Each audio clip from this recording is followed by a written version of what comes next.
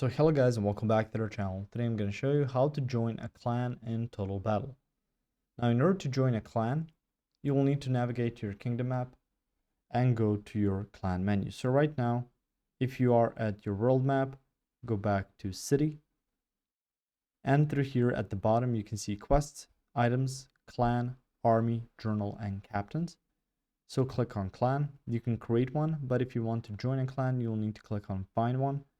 So through here, you can expand on location. So within your kingdom, you can see how many there are for request only. You can also manage it by wealth, by might, by crypts, by valor maybe.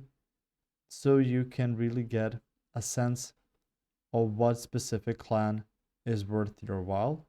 So you can also see in the world, you can then, as I mentioned before, categorize them by different specific criteria, so you can get the best clan that you can join. So you can see right now if you are or not in a clan, you can then click on your request and wait around for you to get accepted into one clan.